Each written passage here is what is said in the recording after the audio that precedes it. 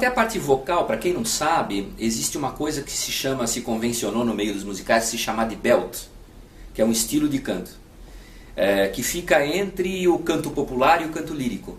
Também não sou especialista, mas é mais ou menos isso. O canto lírico você vai cantar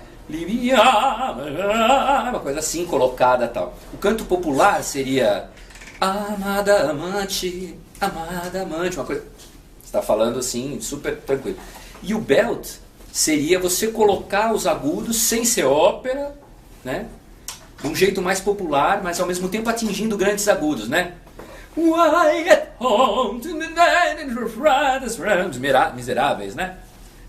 Bring it home, bring it home. Você não está fazendo... No lírico seria bring it home, uma coisa mais fechada. Não é fechado como lírico, mas é entre o lírico e o popular. E o diretor musical, ele além de saber de arranjos de orquestra, ele tem que saber orientar os cantores nesse sentido, né? Como cantar e como colocar a voz, tudo isso.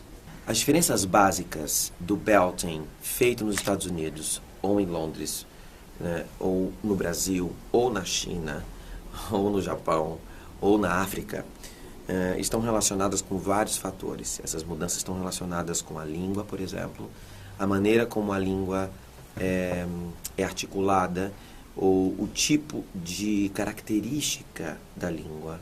Por exemplo, o inglês é uma língua completamente consonantal. Então, as intenções estão todas na consoante. Então, você fala I love you, por exemplo, em inglês. A intenção está no L. Em português, você fala eu te amo, né? A intenção está na vogal. Em inglês, na consoante. Em português, na vogal. Temos as línguas latinas, então, a maioria delas tendo a intenção na vogal. Je t'aime, por exemplo. Eu te quiero, a ênfase está sempre na vogal. As línguas anglo-saxônicas, ich liebe dich, a intenção está na consoante. Fui fazer 4 aulas por semana, durante 2 meses mais ou menos. É um cara maravilhoso chamado Rony Kneblewski, que trouxe para o Brasil em primeira mão uma técnica chamada Speech Level Singing, que é uma técnica que valoriza a fala no canto. Então é com a mesma colocação de voz que você fala, você canta. Cantar, fazer isso todos os dias, às vezes a gente tem 2 sessões no sábado e 2 no domingo, né? Então a gente precisa estar sempre muito ligado com a voz. E eu nunca fiz nada profissionalmente cantando, acho que eu tinha feito um espetáculo antes do Rock in Rio, que eu cantava também profissionalmente, enfim, mas pouca coisa, então eu acho que esse foi o maior desafio para mim, assim, ficar ligado, cuidar da voz, não dá pra, acho que a principal coisa é dormir bem, a gente precisa dormir muito para a voz recuperar e tudo mais de um dia para o outro, e não gritar também, não ir pra balada, infelizmente, vez ou outra a gente vai e tal, mas tem que se cuidar. O importante é cuidar bem da voz, assim, acho que esse é o maior desafio pra mim é ter que cantar de quinta a domingo, cantar bastante. A diferença de um cantor de musical para um cantor pop ou um cantor lírico é totalmente a técnica. Porque todo mundo fala assim, você canta bem, você pode cantar qualquer coisa. Não, não é assim. A gente tem que estudar para isso. Eu estudei canto lírico.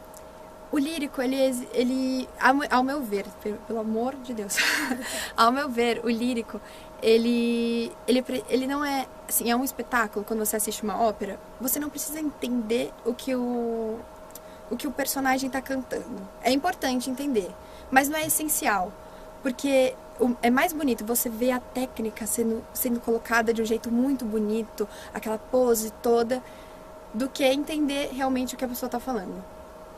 No canto para musical, o que você está cantando, o que você está falando é muito importante. Importante para você entender a história, porque ali pode estar a fala principal da peça. Ela pode estar falando ali aquela frase que vai resolver toda a peça, está ali no meio da música. Então você tem que entender. Então é uma técnica que a gente chama de belting, não é bem a técnica, é o estilo. Que é um som, ele é mais frontalizado, mais metalizado. Tem muita gente que acha que assim, é um som de nariz, assim, parece anasalado, mas não é. Ele é um som frontalizado e que ele deixa mais definidas as palavras. O primeiro professor que eu tive, ele me colocou deitado no chão, colocou um livro na minha barriga e falou assim, eu quero que você suba e desça esse livro. E é bem difícil você transformar a respiração daqui para a respiração do diafragma. E aí quando você começa a respirar com o diafragma intercostal, você sente uma bolinha cheia de ar, assim. Tanto que muita cantora de ópera faz assim, porque é para abrir mesmo todos os espaços do corpo para poder encher muito mais de ar. Você se concentrar em dormir bem, em tomar muita água, em não beber, não sair à noite, porque a voz é a primeira coisa que vai embora se você não tomar cuidado. Ali a técnica vocal, fazer os estudos de técnica vocal pelo menos uma vez por semana, para deixar a voz no lugar, para você não ter desgaste, fadiga muscular e repouso. Então, dentro do musical, do estilo musical theater, existe, hoje em dia é bem amplo, né? No começo o Lemis era uma coisa mais crossover, era um cantor lírico cantando outros estilos, ou coisa parecida. Mas hoje em dia existe o R&B, a Black Musical Theater, o erudito Musical Theater, né? O lírico Musical Theater, o Pop Musical Theater, o Rock Musical Theater. Basicamente é parecido com o mercado fonográfico, não muda nada. Mas ao mesmo tempo que você não pode cantar Fantasma da Ópera como você vai cantar Aida. São linguagens diferentes.